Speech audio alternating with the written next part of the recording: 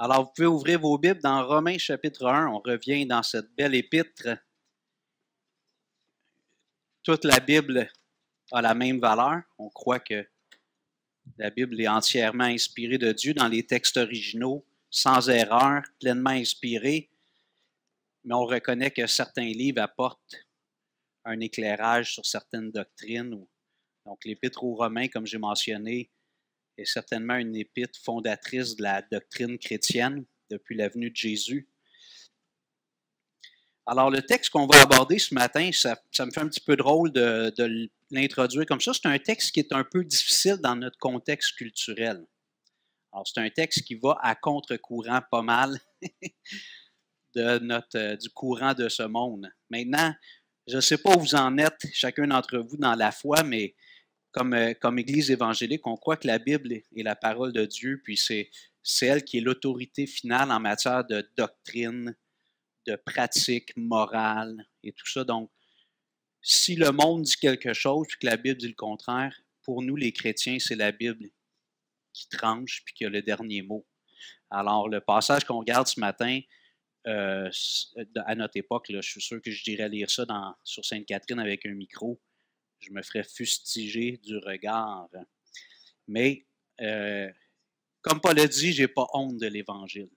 Alors, on n'a pas à avoir honte de la parole de Dieu. On n'a pas à être complexé avec les Écritures. Quand il y a des sujets plus délicats, on peut peut-être les aborder avec une peut-être sensibilité différente, mais il ne faut pas commencer à mettre du maquillage, à mettre du fard sur la Bible pour essayer de la rendre acceptable. Le rôle d'un témoin de Jésus, d'un prédicateur de l'Évangile, ce n'est pas de rendre Dieu acceptable aux hommes, mais c'est de rendre les hommes et les femmes acceptables devant Dieu. Donc, sans diluer les Écritures. Donc, on est dans cette section à partir du verset 18, Romains chapitre 1, à partir du verset 18, Paul commence son exposé de l'Évangile. On se souvient dans les versets précédents, verset 16, Paul dit « J'ai pas honte de l'Évangile ». Au verset 15, il dit aux chrétiens de Rome « J'ai un vif désir de vous annoncer l'Évangile ». Puis là, au verset 18, il commence son exposé de l'Évangile et étrangement, Paul commence avec la colère de Dieu. On aime dire souvent que dans la bonne nouvelle, il y a une mauvaise nouvelle. Donc, dans la bonne nouvelle, il y a une mauvaise nouvelle. Puis la raison est bien simple, c'est que la bonne nouvelle, c'est une nouvelle de salut, de délivrance. Donc, si la bonne nouvelle, c'est un message de délivrance et de salut, ça veut dire que les gens à qui on adresse le message, ils sont mal pris, ils sont perdus, ils sont captifs, ils ont besoin d'entendre un message pour les libérer. Donc, un message de libération. Donc, pour pouvoir apprécier la valeur du sacrifice de Jésus, le don que Dieu a fait à l'humanité, le don le plus précieux que Dieu a fait, il faut que je comprenne pourquoi Jésus est mort sur la croix. Pas juste pour donner un bel exemple de vie sacrificielle, mais bien pour payer pour nos péchés. Et là, ça nous emmène dans notre sujet de ce matin. Parlons du péché. Donc, Paul débute l'exposé de l'Évangile. Je commence au verset 18. Je vais reprendre au verset 18. Ça fait un bout de temps qu'on n'était pas dans Romains. Romains 1, 18. La colère de Dieu se révèle du ciel contre toute impiété et toute injustice des hommes qui retiennent injustement la vérité captive. Car ce qu'on peut connaître de Dieu est manifeste pour eux, Dieu le leur ayant fait connaître. En effet, les perfections invisibles de Dieu, sa puissance éternelle et sa divinité se voient comme à l'œil nu depuis la création du monde quand on les considère dans ses ouvrages. Ils sont donc inexcusables, car ayant connu Dieu, ils ne l'ont point glorifié comme Dieu et ne lui ont point rendu grâce. Mais ils se sont égarés dans leurs pensées et leur cœur sans intelligence a été plongé dans les ténèbres. Se vantant d'être sages, ils sont devenus fous et ils ont abandonné la gloire du Dieu incorruptible. Ils ont changé, la gloire du Dieu incorruptible en image représentant l'homme corruptible, des oiseaux, des quadrupèdes et des reptiles. Verset 24. C'est pourquoi Dieu les a livrés à l'impureté, selon les convoitises de leur cœur. Ainsi ils déshonorent eux-mêmes leur propre corps, eux qui ont changé la vérité de Dieu en mensonge et qui ont adoré et servi la créature au lieu du Créateur, qui est béni éternellement. Amen. Verset 26. C'est pourquoi Dieu les a livrés à des passions infâmes, car leurs femmes ont changé l'usage naturel en celui qui est contre nature. Et de même, les hommes, abandonnant l'usage naturel de la femme, se sont enflammés dans leurs désirs les uns pour les autres, commettant homme avec homme des choses infâmes et recevant en eux-mêmes le salaire que méritait leur égarement. 28. Comme ils ne se sont pas souciés de connaître Dieu, Dieu les a livrés à leur sens réprouvé pour commettre des choses indignes, étant remplis de toute espèce d'injustice, de méchanceté, de cupidité, de malice, pleins d'envie, de meurtre, de querelles, de ruse, de malignité, rapporteurs, médisants, impies, arrogants, hautains, fanfarons, ingénieux au mal, rebelles à leurs parents, dépourvus d'intelligence, de loyauté, d'affection naturelle, de miséricorde. Et bien qu'ils connaissent le jugement de Dieu, déclarant dignes de mort ceux qui commettent de telles choses, non seulement ils les font, mais encore ils approuvent ceux qui les font. On va prier. Seigneur Dieu, on veut te bénir pour la parole de Dieu, ta parole que tu nous as laissée. Tu as parlé aux êtres humains de différentes manières, par les prophètes, comme l'auteur aux Hébreux nous dit dans ces derniers temps, tu nous as parlé par le Fils, par Jésus. Tu nous as parlé par les apôtres, les rédacteurs du Nouveau Testament. Et Seigneur, dans ta souveraineté, tu as préservé ces livres que tu voulais inclure dans ce qu'on appelle le canon de la Bible. Et cette parole, Seigneur, elle est là pour renouveler notre intelligence. Premièrement, pour nous conduire à toi, nous ramener à toi. Et lorsque notre cœur a été saisi par Jésus, tu veux former ton Fils en nous. Tu veux que nos pensées soient conformes aux tiennes. Alors, Seigneur, tu nous encourages à ne pas se laisser modeler par la pensée du monde, mais au contraire à être transformé par le renouvellement de l'intelligence. Alors, Seigneur, on te prie de faire ça dans nos cœurs. Peut-être que ce matin, il y a des gens qui sont ici qui ne sont pas peut-être engagés envers Jésus encore. C'est plus peut-être une curiosité, une démarche un peu lointaine. Seigneur, je te prie de parler à chacun de nos cœurs, d'aborder ce texte ce matin comme parole de Dieu, telle qu'elle est. Non pas des paroles d'hommes, la parole de Dieu. Oui, communiquée à travers des bouches et des mains humaines, mais souverainement guidée par Dieu. Alors, Seigneur, parle à nos cœurs, parle à nos âmes. Et Seigneur, que par un message où on parle des vraies choses, de choses peut-être plus difficiles à notre époque, certains aspects du texte, que des cœurs soient touchés, Seigneur.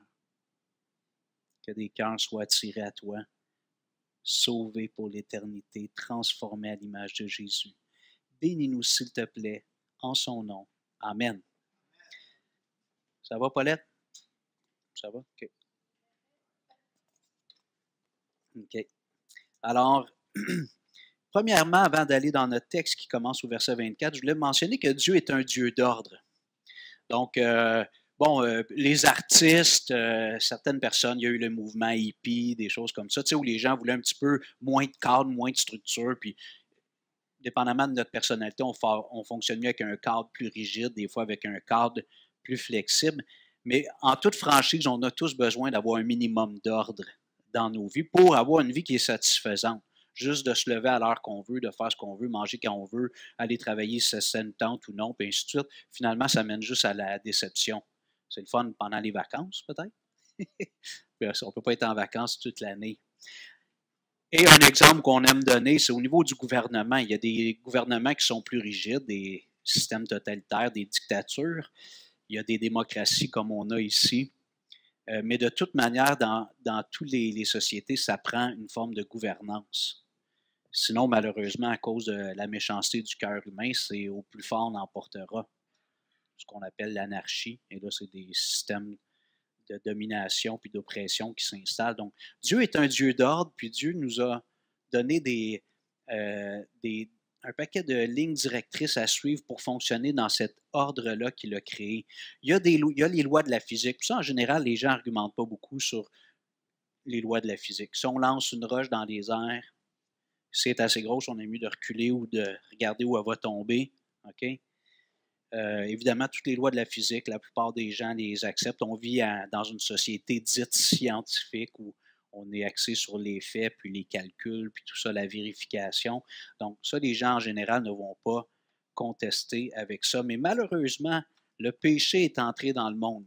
Dans Genèse, le premier livre de la Bible, chapitre 3, on voit que l'être humain, le premier couple, Adam et Ève, ont désobéi à Dieu. Et leur désobéissance, même ça, ça a emmené une forme de chaos ou des difficultés dans le monde physique. Alors, la maladie, la mort, comme Nicole qui est allée rejoindre le Seigneur, étant donné que c'est un enfant de Dieu, c'est heureux pour elle, pour nous elle va nous manquer, Nicole, mais ben ça, c'est les conséquences du péché qui a affecté le monde physique.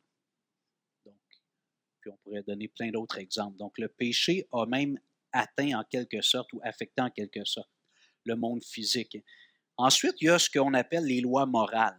Alors, des lois morales, c'est des principes de vie qui ne sont pas nécessairement liés à une croyance religieuse ou à une philosophie quelconque. C'est des principes de vie dans nos relations avec les autres êtres humains. Puis, si un être humain respecte des bonnes lois morales, il va récolter des bonnes choses de ça. Si un être humain ne respecte pas des lois morales qui sont assez universelles en général, bien, il va récolter des conséquences aussi.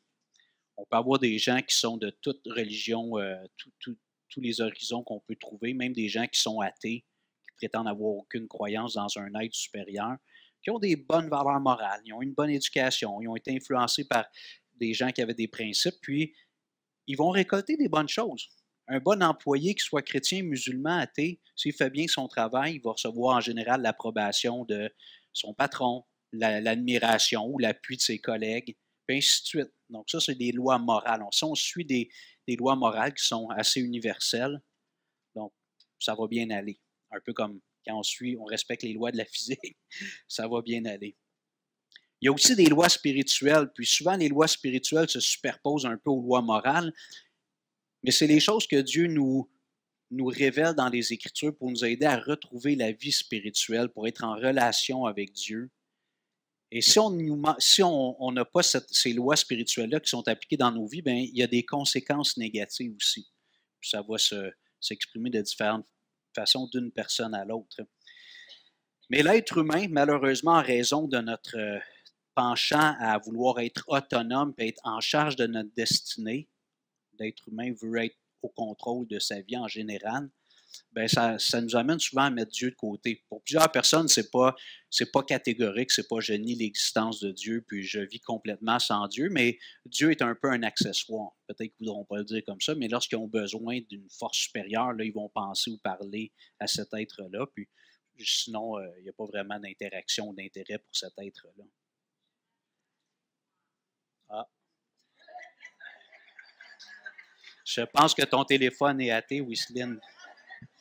Son téléphone a dit « Je n'arrive pas à y croire ».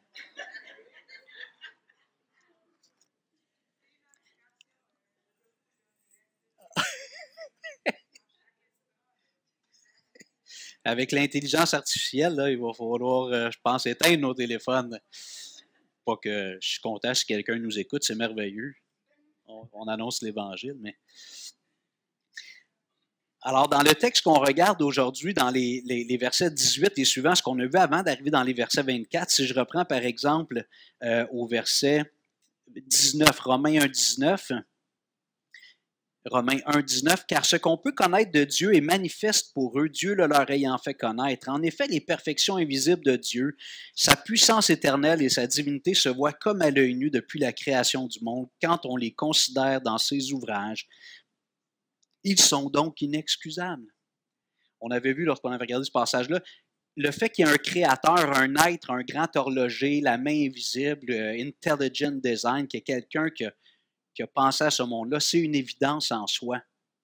Maintenant, lorsqu'on ne veut pas se soumettre à cet être-là, on aime mieux nier l'existence d'un tel être, puis de croire que l'être humain, puisqu'on est aujourd'hui, c'est juste le fruit du hasard à travers des milliards d'années. Mais ici, les Écritures nous disent que Dieu s'est révélé à nous juste par l'observation de la création. On sait qu'il y a un créateur. C'est une évidence. Alors, comme j'avais partagé pour ma part, quand j'étais jeune croyant, j'étudiais en mathématiques à l'université, puis il y avait beaucoup de gens là-dedans qui se disaient des gens de science, donc athées. Pour eux, la foi puis la science, ça ne peut pas aller ensemble. Puis, j'étais un peu, pas intimidé, mais je ne savais pas trop quoi répondre à ces gens-là. Puis, en étudiant l'Épître aux Romains, je me suis dit, dans le fond, je leur dirais peut-être pas comme ça nécessairement, mais dans le fond, ils se mentent à eux-mêmes. Ils jouent à l'autruche, se mettent la tête dans le sable. Puis justement, quelqu'un qui aime la science devrait être ébahi devant la grandeur de Dieu plutôt que de tomber dans la négation. Mais l'orgueil humain, c'est que si on n'arrive pas à expliquer quelque chose, ben on aime mieux le nier. Si je n'arrive pas à l'expliquer, ça n'existe pas. Donc, évidemment, ce n'est pas un bon raisonnement, puisque des enfants pourraient dire que leurs parents n'existent pas, que l'école, ça n'existe pas. Ils n'arrivent pas à comprendre tout ça à cet âge-là. Pourquoi mes parents me donnent un cadre? Pourquoi l'école veut? On me force à aller 35 heures par semaine sur un banc au lieu de rester à la maison, jouer avec mes jouets. Donc, le fait de ne pas comprendre quelque chose ne nous permet pas de le nier. Et là, Paul nous dit au verset 21, « Car ayant connu Dieu, ils ne l'ont point glorifié comme Dieu et ne lui ont point rendu grâce.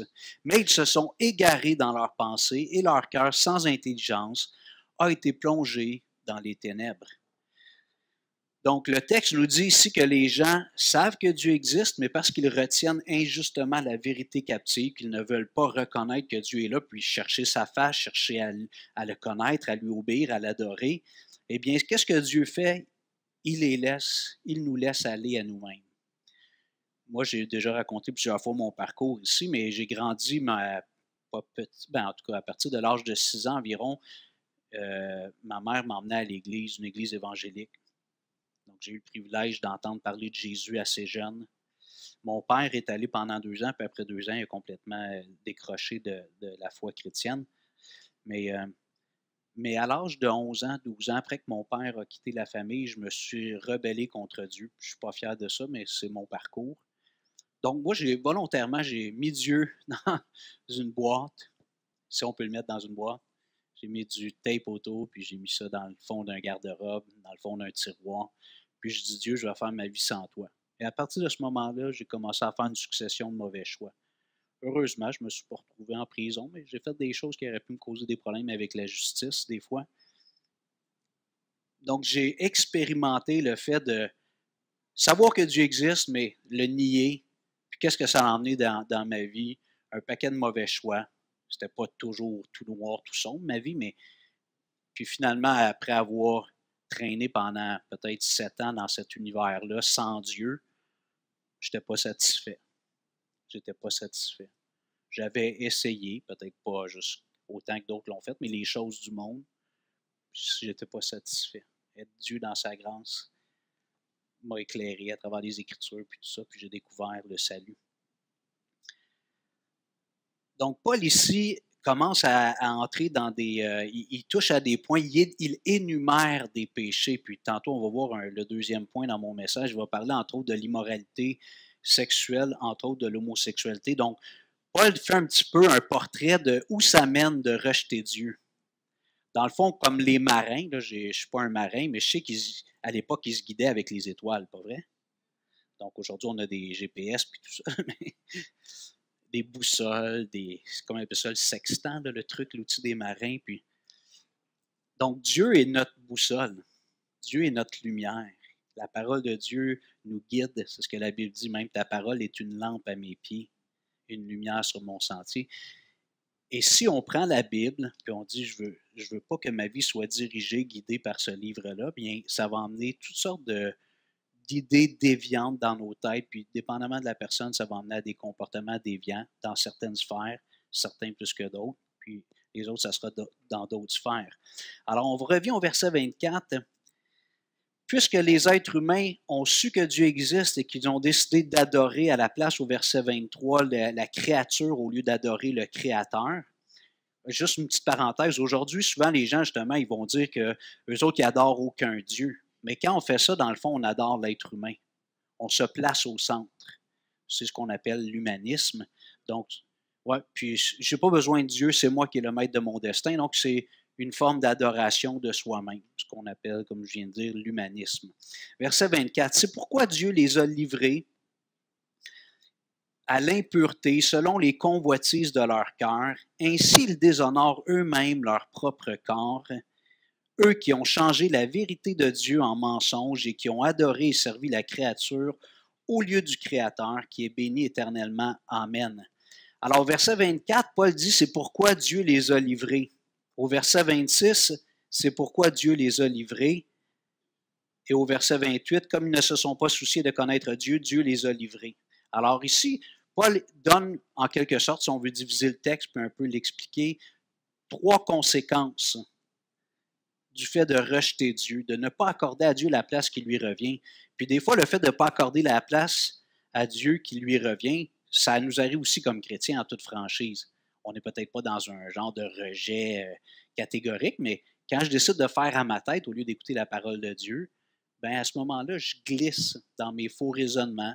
Puis évidemment, par la grâce de Dieu, Dieu me saisit puis je reviens sur le bon chemin. Mais les conséquences vont être là également. Alors, première triste conséquence, verset 24, c'est pourquoi Dieu les a livrés à l'impureté. Ici, Paul utilise le verbe 3 fois, Dieu les a livrés, ou l'expression Dieu les a livrés, du moins versets 24, 26 et 28. L'idée, c'est un petit peu d'abandonner. Les êtres humains ont abandonné Dieu. Bon, ben Dieu les abandonne à eux-mêmes, il les laisse à eux-mêmes.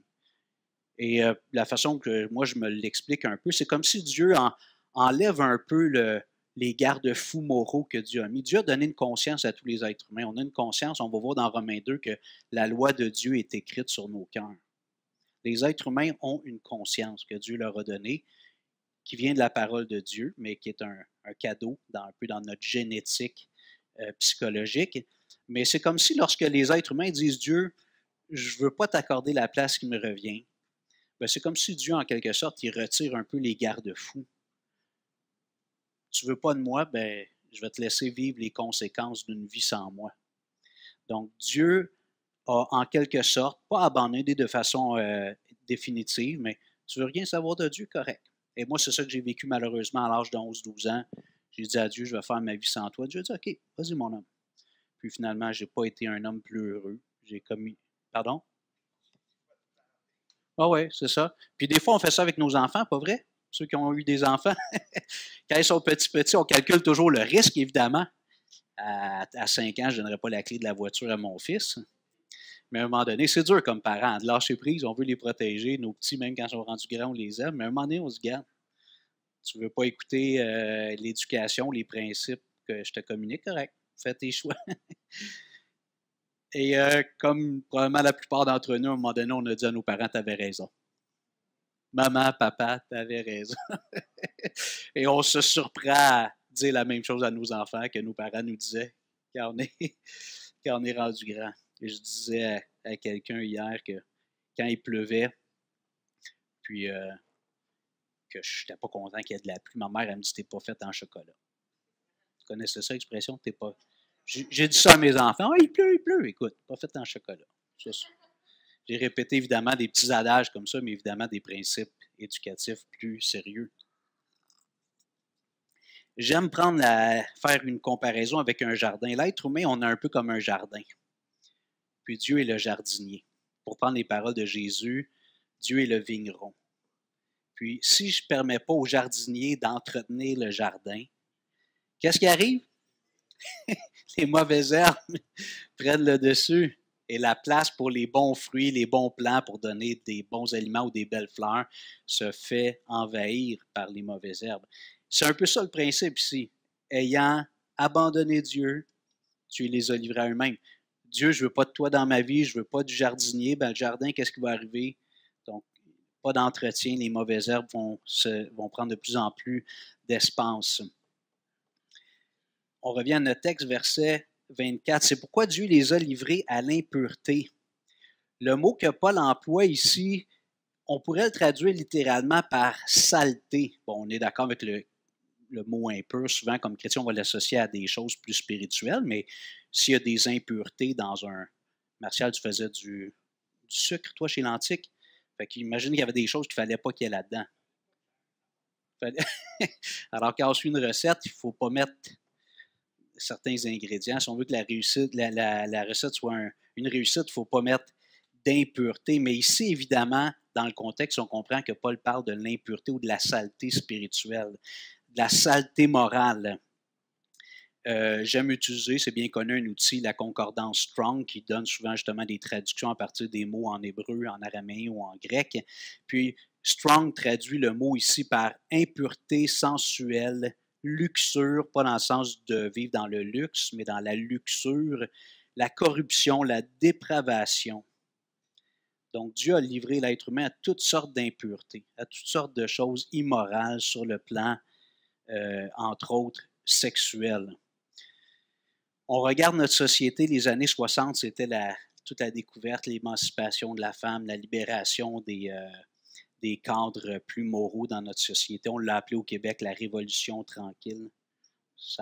Dans les révolutions, des fois, il y a des injustices avant, ça permet d'amener l'équilibre un peu sur certaines choses, mais généralement, peut-être que j'ai l'air un peu je suis conservateur dans mes valeurs, mais je ne trouve pas que ça a été une révolution très, très positive, ce qui s'est passé dans les années 60-70. Ça a emmené une société qui a de plus en plus rejeté la présence de Dieu.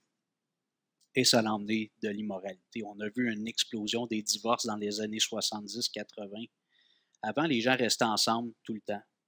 On sait, il y avait des mariages pas heureux, puis un petit peu dans la pensée du monde aujourd'hui, si tu n'es plus heureux, puis tu es toujours à couteau tiré, tu es peut-être mieux de te séparer, mais le mariage, c'est un engagement, c'est une alliance devant Dieu. Puis on a vu dans les années 70-80, avec tout ce mouvement-là de libération sexuelle, d'émancipation, de rejet des cadres moraux traditionnels, une explosion dans les divorces. Et qu'est-ce que ça produit, des divorces? Souvent, quand il y a des enfants en plus d'impliqués, ça vient affecter l'enfant. Moi, je l'ai vécu moi-même. Mes années d'errance, peut-être que je les aurais vécues si mon père n'était pas parti, mais c'est clair pour moi qu'il y a un lien, parce que la raison pour laquelle j'ai fermé la porte à Dieu, c'est parce que je demandais à Dieu que mon père revienne, mais Dieu n'a pas fait le choix pour mon père, donc mon père n'est pas revenu, ça m'a amené à me rebeller, puis après ça a entraîné plusieurs mauvais choix dans ma vie.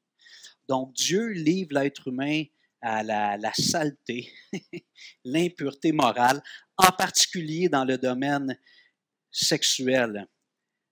Le mariage, c'est une institution divine. Des fois, les gens me disent, Hugo, un mariage entre un homme et une femme musulmane, c'est-tu bon? Définitivement. Un mariage à l'hôtel de ville, c'est bon. Bon, je pense que quand les gens ont cette conscience de le faire devant Dieu, c'est la meilleure formule. Mais quand un homme et une femme s'unissent, pas juste dans un contrat légal, mais moralement, à partager leur vie, Dieu approuve ça. Et c'est le cadre dans lequel Dieu a donné la permission d'échanger, partager ma vie sexuelle avec une autre personne. Il n'y a pas de mineur, là, ou de... pas d'un petit bébé, mais ça ne dérangera pas. Alors, la seule sphère où Dieu a permis à l'être humain de partager sa sexualité, c'est dans le cadre du mariage. En dehors de ça, on est en dehors du plan de Dieu. Alors, on l'a vu justement dans les années 60-70, la libération sexuelle est arrivée, la pilule anticonceptionnelle. Puis là, les femmes, enfin, comme les hommes, ils pouvaient avoir plusieurs partenaires, avoir une sexualité libre sans assumer les conséquences. Et malheureusement, quand une femme tombe enceinte, c'est quoi la solution facile aujourd'hui? L'avortement. Encore là, je suis dans des sujets controversés, là, mais l'avortement, c'est dramatique. Si on veut être honnête, là, c'est un être humain qui n'a peut-être pas l'air encore tout à fait d'un être humain. Il n'a pas demandé à venir à l'existence, puis parce que finalement, il va être une nuisance dans la vie ou dans le développement professionnel de la maman. Puis je comprends les slogans, tu sais, c'est pas aux hommes de dire aux femmes que l'avortement, c'est correct, mais moi, ce que je veux surtout dire, quand j'aborde ce sujet-là, je veux prendre la défense du fœtus puis de l'enfant. Je comprends que c'est toi qui vas vivre avec ça, mais... OK, alors je déborde un peu, mais ça, c'est toute cette succession de dominos qui tombent, vous comprenez? Lynn et moi, quand on s'est mariés, je vous partage un petit peu une volet de notre vie, on avait décidé d'aller dans des approches plutôt naturelles pour contrôler les naissances. Évidemment, c'était moins sûr que les méthodes contemporaines, puis après 3 mois, Lynn avait un retard. On avait en tête qu'on arriverait à gérer ça pour 1 an et demi, 2 ans. Tu sais. Donc, après 3 mois, Lynn avait des retards dans son cycle menstruel. Puis, on a stressé un petit peu. Mais on s'est dit, écoute, on est mariés. Si ça arrive, on est dans le cadre que Dieu nous a donné. Puis, bon, évidemment, finalement, elle n'était pas enceinte, mais finalement, 6 mois après, elle était.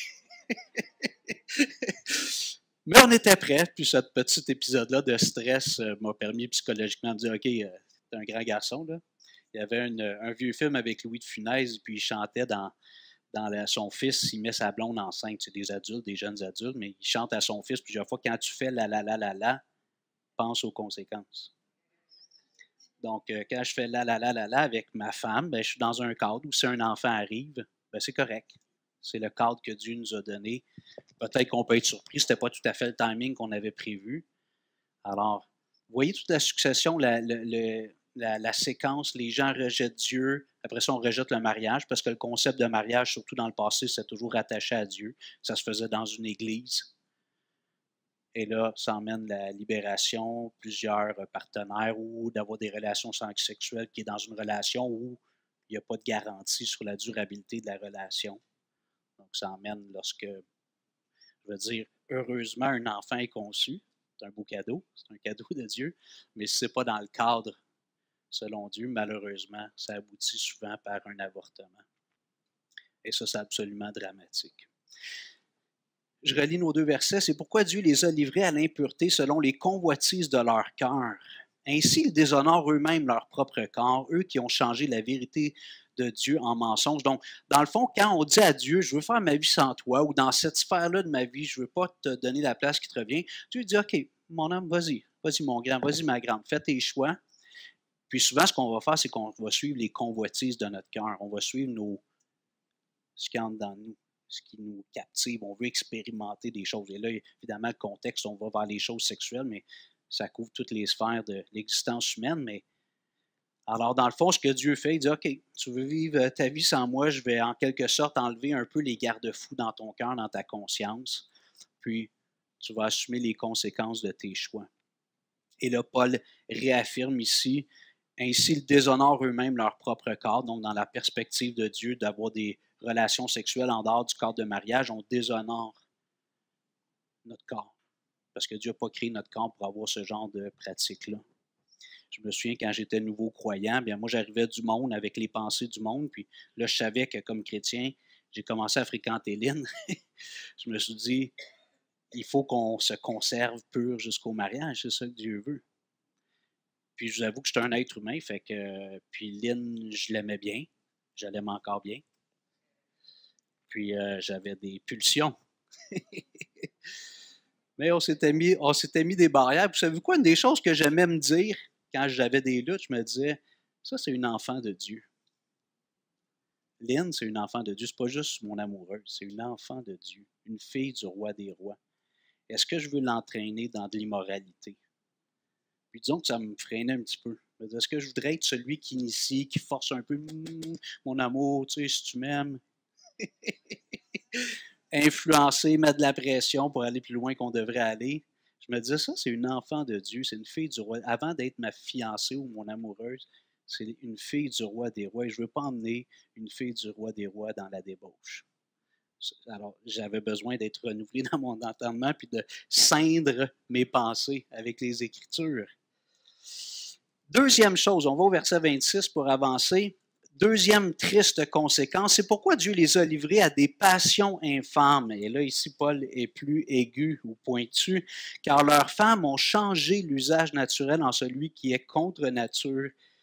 Et de même, les hommes abandonnent l'usage naturel de la femme, l'usage naturel de la femme, se sont enflammés dans leur désir les uns pour les autres, comme étant homme avec homme des choses infâmes et recevant en eux-mêmes le salaire que méritait leur égarement. Okay, alors ici, on comprend ici que Paul parle de l'homosexualité. Puis, je vais en parler pendant quelques minutes. Je veux juste dire d'entrée de jeu, toute forme de déviation sexuelle, Dieu la désapprouve. Des relations sexuelles entre un homme, en dehors du cadre du mariage, entre un homme et une femme, Dieu désapprouve. Là, ici, Paul, il emmène une forme de décadence qui est peut-être encore plus choquante. encore, comme je disais aujourd'hui, ce que je vais dire, ça ne passe pas, mais disons que des rapports entre deux hommes et deux femmes, c'est plus contre nature. Un homme et une femme pas mariés, Dieu n'est pas d'accord avec ça, mais c'est dans l'ordre naturel des choses. Je ne suis pas en train de dire que c'est correct. Okay? Mais quand on va vers des rapports avec une personne du même sexe, c'est contre nature. Puisque Dieu a donné la sexualité pour différentes raisons, deux qui sont évidentes. Un, c'est pour la procréation. Tu sais, des fois, ça me fait rire un peu parce qu'aujourd'hui, on est tous dans cette idéologie des genres, puis tout ça, il y a je ne sais pas combien de centaines de genres possibles. Puis c'est drôle parce que dans presque toutes les tendances de la société, on s'appuie sur des faits, sur la raison, sur la science. Mais c'est drôle, quand on parle de sexualité, là, on perd complètement nos repères. Y a-t-il quelque chose de plus logique que la sexualité, c'est entre un homme et une femme? Puisque sans cette sexualité-là, c'est fini pour l'humanité. Si moi j'existe, toi t'existes, parce qu'un jour, il y a eu un homme et une femme qui ont fait la la la la la. Hein? Dans le cadre du mariage ou non. Alors, si on existe, c'est parce qu'il y a eu un homme et une femme qui se sont accouplés, si vous permettez l'expression. Mais c'est drôle, dans le domaine de la sexualité, là, on oublie tout ça. Ça ne tient plus les arguments scientifiques, le gros bon sens, juste les choses naturelles. Donc, ce que je voulais dire, c'est que, bon, c'est tellement rampant dans notre société partout que je pense qu'on est peut-être moins choqués, les croyants, qu'on pouvait l'être il y a 30, 40 ans devant l'émergence de ce mouvement-là ou la valorisation de l'homosexualité. C'est tellement là partout. Mais quand même, je demande au Seigneur, puis tu sais, aujourd'hui, on a tous les transgenres, puis les dominos continuent à tomber, la décadence. Mais c'est des êtres humains que Dieu a créés à son image. Donc, je dois aborder une personne homosexuelle de la même façon que j'aborderais une autre personne, en voyant son besoin de Dieu. En voyant son besoin de Dieu. Quand j'étais enseignant à Montréal avant de partir pour Rivière-du-Loup à la fin des années 90, début 2000, je me souviens, je pense que c'était Paul Martin, le premier ministre, puis là, il poussait pour légaliser le mariage des personnes de même sexe. Vous vous souvenez de ça? Puis il y avait des chrétiens évangéliques qui étaient allés manifester sur la colline parlementaire à Ottawa pour dire qu'ils n'étaient pas d'accord avec ça. Puis je me revois dans la salle des profs en train de dîner à Honoré-Mercier. René connaît cette école-là. Puis là, les gens parlaient à la table, puis ils disaient, sont fous ces chrétiens-là, ou les évangélistes fondamentalistes qui vont manifester, qui laissent les gens vivre, puis tout ça. En tout cas, de fil en aiguille, ça l'a emmené à... C'était une journée pédagogique, donc on avait du temps. J'ai commencé à parler, puis ce que les gens disaient, oui, mais ces gens-là qui sont homosexuels, ils ne l'ont pas choisi, ils sont nés comme ça. Vous avez déjà entendu ça, hein? En passant, ils ne disent plus ça aujourd'hui. Les jeunes, ils disent plus ça, c'est un choix, c'est une orientation qu'ils ont choisi, puis tout ça. Là. Mais à cette époque-là, c'était très fort, c'est génétique. Ces gens-là sont attirés naturellement. Donc, s'il y a un bon Dieu qui les a créés, il les a créés avec ces désirs-là en eux-mêmes. Donc, c'est un peu l'argument. Et moi, ce que j'aimais dire aux gens, puis je crois que c'est encore valide aujourd'hui, c'est de dire, bien, je suis d'accord avec toi, oui et non. Ça se peut que ces gens-là soient nés comme ça, mais ce n'est pas dans leur gène. C'est le péché qui est en eux. Puis chacun d'entre nous, les êtres humains, à cause du péché qui est en nous, on a des déviations. On a des idées, des désirs déviants qui ne sont pas conformes à la parole de Dieu. Pour certains, ils vont être attirés vers une personne de même sexe. Mais ce n'est pas parce que c'est dans leur gène et qu'ils ne peuvent pas s'en défaire. C'est le péché. De la même façon, comme je veux dire, peut-être beaucoup d'hommes, on le voit avec Salomon, pour beaucoup d'hommes, on ne se contenterait pas juste d'une femme. Pas que c'est correct, là, mais vous comprenez, tout l'univers de la pornographie, ça fonctionne fort parce que l'être humain, c'est-à-dire l'homme, on est, je dirais, polygame par nature à cause du péché. Mais le plan de Dieu, c'est la monogamie. Donc moi, quand je me suis converti, il a fallu que j'apprenne à plus convoiter les femmes, puis voir les femmes comme un objet sexuel, à choisir une épouse éventuellement, m'engager à lui être fidèle jusqu'à la mort, ou jusqu'à ce que tant qu'elle meure ou moi-même, ou que Jésus vienne nous chercher. Donc, moi, j'avais des déviations, comme je pense tous les êtres humains. J'avais des comportements ou des idées déviantes au niveau sexuel. Je n'étais pas attiré vers des gens du même sexe, mais j'étais très polygame dans ma tête. Donc, j'étais attiré par toutes les femmes que moi, je trouvais belles. Et puis, dans ma tête, je pouvais laisser aller mes pensées rapidement. Et ça, il a fallu que Dieu, comme me bride, qui me réforme dans ma façon d'être. Puis ça peut rester une tentation toute notre vie. La plupart des hommes vont dire, il faut qu'on garde nos yeux, il faut être prudent. Je pensais qu'à 60 ans, ça arrêtait, mais on m'a dit non, ça peut continuer à 70 puis à 80. Quand on était à Rivière-du-Loup, on avait quatre épinettes qui étaient trop proches de la maison. On les a fait couper, puis il y avait un monsieur qui avait il appelait ça un moulin à bois. Là. Moi, je ne connaissais pas ça dans le temps. J'ai appris plein de termes qui sont plus anciens.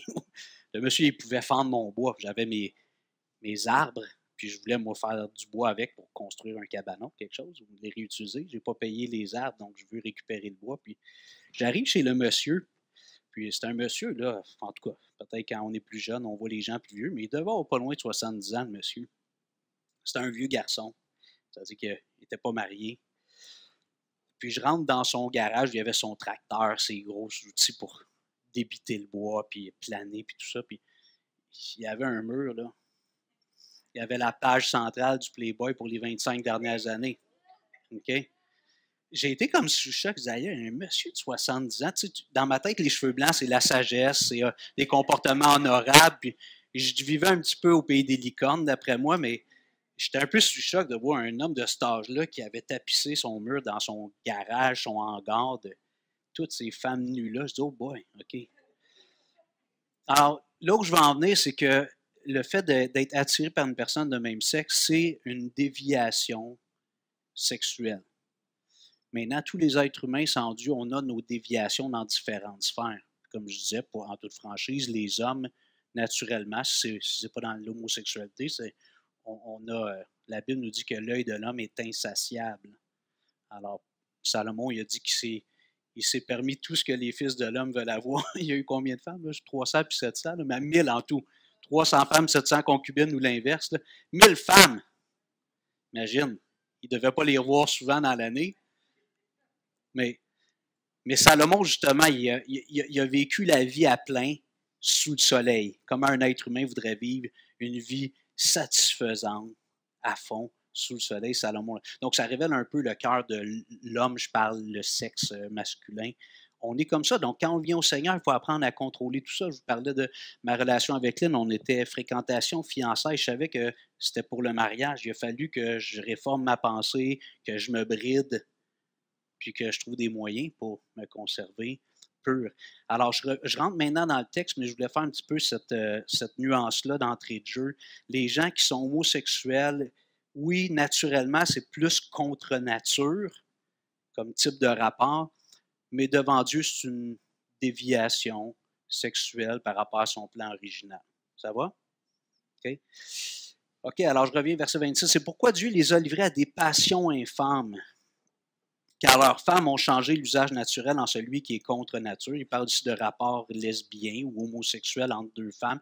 Ils ont laissé l'usage naturel, c'est-à-dire au niveau du sexe, d'aller vers leur mari ou vers un homme, puis ils se sont livrés elles-mêmes dans des passions. Et de même, les hommes, abandonnant l'usage naturel de la femme, se sont enflammés dans leurs désirs les uns pour les autres, commettant homme avec homme des choses infâmes et recevant en eux-mêmes le salaire que méritait leur égarement. Les gens disent, comme la prostitution, c'est le plus vieux métier du monde. Ça existe depuis tout le temps, l'homosexualité, c'est-à-dire depuis que le péché est entré dans le monde, l'homosexualité. Là, on regarde dans l'Ancien Testament, vous vous souvenez de Lot qui va dans Sodome et Gomorrhe, il y a deux anges qui viennent chez lui, qui ont des formes masculines, selon toute vraisemblance, puis ils veulent les violer. Il dit à Lot, fais-nous sortir tes invités, on veut s'amuser avec eux. Donc, on est dans Sodome et Gomorrhe, donc un bout de temps avant notre ère, certainement. Donc, c'est des choses qui sont là depuis que le péché est entré dans le cœur de l'homme. Mais ici, Paul est explicite ici, puis il parle de choses infâmes, puis il parle d'abandonner l'usage naturel. Ils commettent au verset 27, homme avec homme, des choses infâmes et recevant en eux-mêmes le salaire que méritait leur égarement. Si on fait une petite rétrospective sur l'histoire de notre société, durant toutes les années où les gens étaient peut-être pas nécessairement convertis à Christ, mais il y avait un cadre judéo-chrétien avec la religion traditionnelle. Puis, il y avait de l'homosexualité. Malheureusement, même le clergé a été coupable de ça avec d'autres hommes ou avec des enfants, malheureusement. Dans tous les cas, c'est pas bien. Mais on voit que depuis que justement on a fait éclater ce cadre-là moral dans les années 60, la Révolution tranquille au Québec, c'est la décadence. Puis comme je disais aujourd'hui, moi je regarde des choses soit un peu moins la télé, mais YouTube ou sur les médias sociaux, toute l'idéologie des genres. C'est incroyable comment est-ce qu'on est dans le délire. Tu sais, il y a une dame qui a été nommée juge suprême dans la cour suprême aux États-Unis. Puis on l'a interrogé à un moment donné, je ne me souviens pas dans quel contexte. Puis elle ne pouvait pas dire c'est quoi une femme. Elle ne pouvait pas dire est-ce que vous pouvez nous dire c'est quoi une femme? Je ne peux pas dire c'est quoi une femme. Tu sais, OK, ça c'est. Bon, nous on rit là, parce qu'on sait complètement coucou, mais il y a des gens qui croient vraiment ça, là. Ou qui sont bisexuels, qui sont gender fluid, là, fluide, genre une journée ils peuvent être un garçon, une journée ils peuvent être une fille. Mais tu sais, je sais que nous, on en rit tellement que c'est loufoque, là, mais c'est quand même rendu là. T'sais. Donc, vous voyez la décadence, tu rejettes Dieu, puis petit à petit, ces choses-là, on dirait que ça dégénère de plus en plus. Puis c'est ce qui crée souvent la fin d'une société.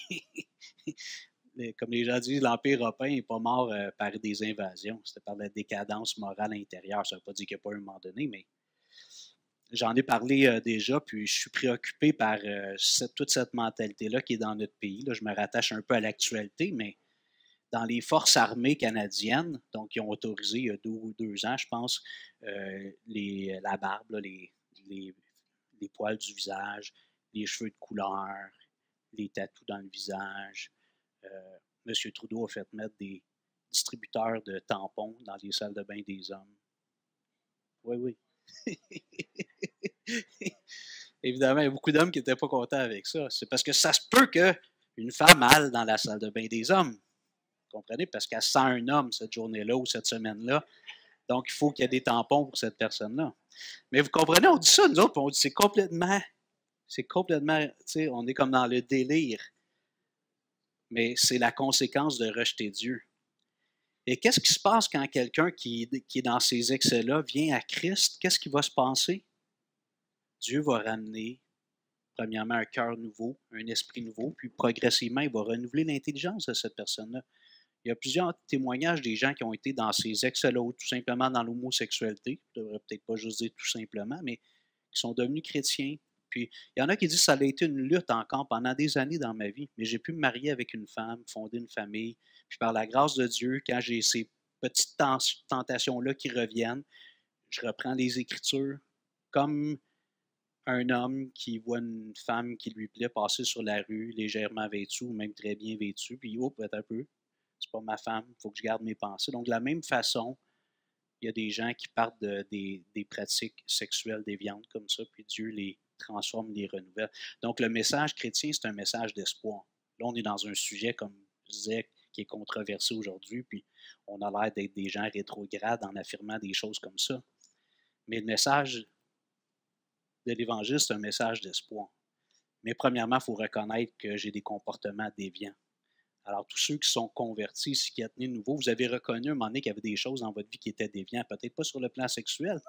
Peut-être que vous priez Marie ou les saints. Faisiez-vous ça, Yvonique, avant? Vous n'avez jamais prié les saints? Ginette, oui.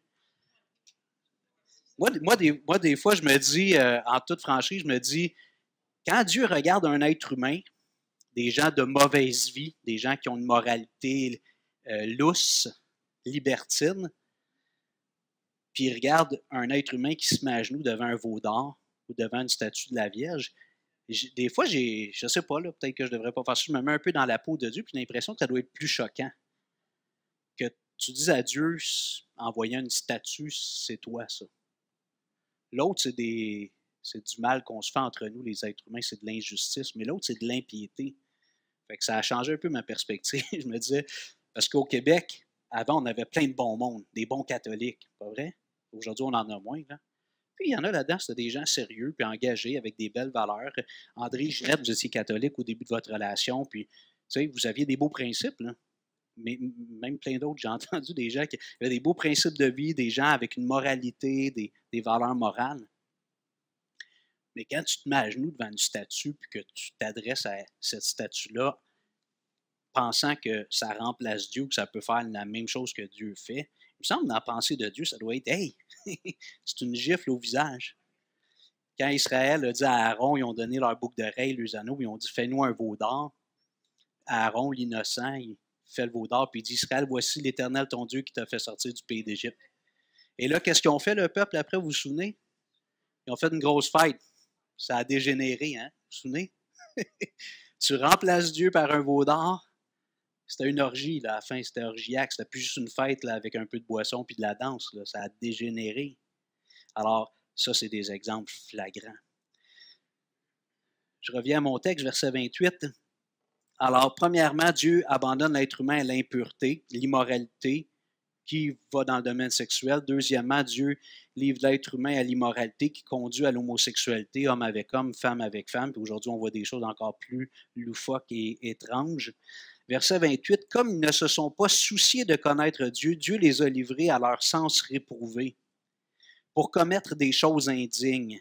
Et là, Paul énumère comme en rafale plusieurs péchés, étant remplis de toute espèce d'injustice, de méchanceté, de cupidité, l'amour de l'argent. On vit dans un monde hyper matérialiste, notre société du moins, de malice, plein d'envie, de meurtre, de querelles, de ruses, de malignité, rapporteurs, médisants, impies, arrogants, hautains, fanfarons, ingénieux au mal, rebelles à leurs parents, dépourvus d'intelligence, de loyauté, d'affection naturelle, de miséricorde.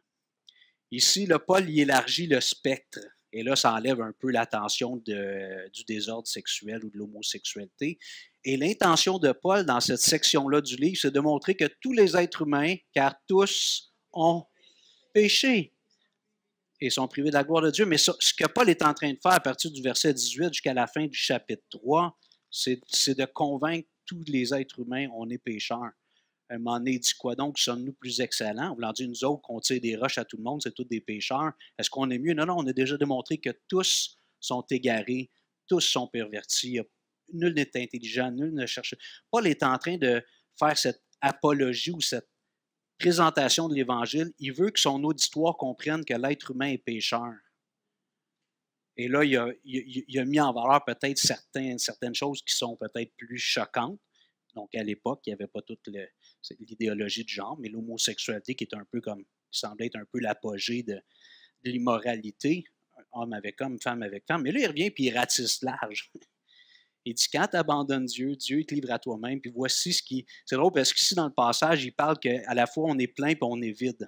On est rempli de quelque chose, puis on est vide de quelque chose. Regardez bien, au verset 28, verset 29, étant rempli, rempli de toute espèce d'injustice. L'injustice, en général, dans la Bible, c'est le mal que je commets envers l'être humain, mon prochain. L'impiété, c'est le mal que je commets envers Dieu, de façon générale. Étant rempli de toute espèce d'injustice, de méchanceté, on est plein de méchanceté, de cupidité, de malice, encore plein d'envie, de meurtre, de querelle, de ruse, de malignité, rapporteurs, médisants, impies, arrogants, hautains, fanfarons, ingénieux au mal, rebelles à leurs parents, dépourvus d'intelligence. Évidemment, je ne veux pas expliquer chacun des termes, vous les comprenez. Mais là, il va dans ils sont vides, dépourvus d'intelligence. C'est comme des têtes vides. Dépourvus d'intelligence, de loyauté, d'affection naturelle, de miséricorde, remplis de toutes sortes de malice, puis vide de toutes les vertus. Alors, Paul est en train, dans son approche, comme je disais tout à l'heure, il est en train de vouloir convaincre son auditoire et ceux qui liraient ou qui entendraient son message que tous les êtres humains, on est pécheurs. Je tiens à souligner encore l'importance, quand on annonce l'Évangile aux gens, c'est correct de prendre la bonne nouvelle au début, Dieu t'aime, Dieu t'a créé, il veut être en relation avec toi. Mais si on élude, on occulte, excusez-moi l'expression, on décide de camoufler la notion du péché, parce qu'on dit ça va choquer, puis on vient à une époque où il ne faut pas dire aux gens « t'es pas correct hein, ». Les gens sont hyper susceptibles aujourd'hui. Il ne faut pas leur dire « t'es pas correct, tu es un pécheur, tu es coupable devant Dieu, puis tu es destiné au jugement éternel ». Mais si je ne veux pas aborder ça, je présente un autre évangile. Puis là, Jésus est là pourquoi finalement? Jésus est là pour être un ami à côté de moi dans l'auto, me donner des bonnes directions, m'aider à réparer ma crevaison. Comprenez? Jésus devient un peu un genre d'ami dans le quotidien, mais ce n'est pas celui qui est mort sur la croix à ma place pour mes péchés. Ce n'est pas celui qui veut gouverner ma vie parce que lui, il sait ce qui est bon pour moi. Moi, j'aime dire aux gens, des fois, la Bible, c'est un peu comme le livre du propriétaire. Bon, on ne ferait pas ça parce qu'on est éduqué avec nos voitures, mais si je mets du jus d'orange dans mon réservoir d'auto, ou du jus de pomme, ou de l'eau, vous êtes d'accord? Il faut que je mette le bon liquide dedans pour produire l'explosion. Puis la Bible, c'est la même chose. Je ne veux pas résumer la Bible juste à ça, mais entre autres, c'est la lumière sur mon sentier qui me guide dans les ténèbres. Alors, Dieu nous donne sa parole et comme chrétien, c'est pour ça qu'on doit, une fois qu'on a ouvert notre cœur à Jésus, dire je veux être transformé, je veux faire le maître et son disciple, je veux étudier la Bible, je veux adhérer à une église, des gens qui m'aident justement à défaire les vieilles idées qui viennent du monde puis les remplacer par les idées qui viennent de Dieu, la pensée qui vient de Dieu. Alors, Paul ici, il ratisse large, comme je dis, je ne vais pas dans l'explication de chacun des termes, on les comprend. S'il y en a qui sont plus compliqués, regardez sur Google, vous allez avoir une belle définition. Rempli de mal, vide de toute vertu, et en conclusion, Paul dit au verset, excusez-moi, je vieillis, hein? 32. Et bien qu'ils connaissent le jugement de Dieu, déclarant dignes de mort ceux qui commettent de telles choses, non seulement ils les font, mais encore ils approuvent ceux qui les font. C'est intéressant parce que Paul, un peu comme dans les versets 18 et suivants, Paul dit, les gens le savent. Ils savent que Dieu existe. Les gens savent c'est quoi le mal. Je comprends qu'on peut tordre notre conscience, puis on peut à un moment donné être tellement pris dans nos faux raisonnements qu'on se croit nous-mêmes, mais fondamentalement, les gens disent que, je reviens un peu à l'homosexualité, les gens disent qu'à peu près toutes les femmes aspirent à avoir un enfant un jour. C'est comme un désir qui, peut-être pas toutes, mais en général. Puis les femmes qui ont refusé d'en avoir, qui ont dit non, non, moi je ne veux pas m'embarrasser d'un enfant, souvent plus tard dans leur vie, ils vont dire j'aurais donc dû quand j'étais plus jeune. Hey, c'est bien compréhensible que deux femmes ensemble ne peuvent pas avoir d'enfants. Donc, deux femmes qui vivent dans ce type de relation-là, ben, à un moment donné, bon, ils peuvent trouver une façon de devenir enceinte, mais tu sais, il y a quelque chose dans ta tête qui dit, il y a de quoi qui ne marche pas là-dedans. J'ai cette aspiration-là d'avoir un enfant, de porter un enfant un jour, puis donner naissance. Puis, mais je vois bien qu'avec ma conjointe, on ne pourra jamais, s'il n'y a pas l'intervention de quelqu'un d'externe qui est masculin.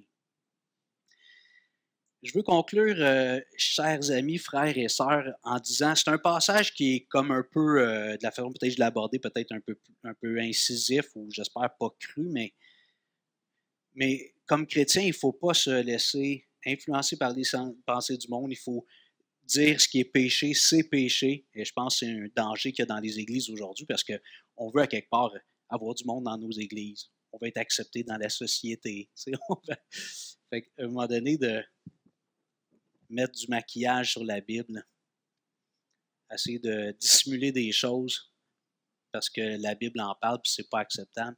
On ne doit pas faire ça. Maintenant, je ne sais pas où tu en es, je ne vous connais pas tous de façon personnelle, mais peut-être que ce matin, tu es choqué par ce que j'ai partagé, ce que j'ai lu dans la Bible, j'ai essayé d'expliquer du mieux que je pouvais, mais je t'encourage à parler-en à Dieu. Prends du temps avec Dieu, lis la Bible. Dis-lui, écoute, moi, je ne suis pas d'accord avec ce que le gars a dit en avant matin. Les homosexuels, c'est du bon monde, j'en ai dans ma famille, tu sais, puis on a toutes ces. Ça ne veut pas dire que c'est des gens qui peuvent être gentils, là. Il n'y a pas comme deux catégories, puis il y a les hétérosexuels qui sont les bons, puis les homosexuels. On a tous des déviations, que ce soit sexuel ou à d'autres niveaux. C'est ça, je veux l'insister, là. Maintenant, Paul ici est explicite, il met en lumière des choses évidentes, mais après ça, il ratisse large. Tout ce qu'il nomme, ça inclut tous les êtres humains. Moi, dans tout ce qu'il a nommé dans les versets 28 à 31, là, je peux mettre un crochet à côté de plusieurs d'entre eux et dire ça me concerne, ça. Maintenant, le message évangélique, c'est un message d'espoir. Mais de reconnaître que je suis pécheur, que j'ai des déviations dans ma tête et dans mes comportements, c'est un passage obligé pour rencontrer Jésus, puis rétablir ma relation avec Dieu. Donc, c'est pour ça que Paul commence avec la mauvaise nouvelle, pour arriver au chapitre 4 et partager la bonne nouvelle, ce qui est encourageant, qui donne l'espoir. Je vous invite à vous lever, si vous voulez.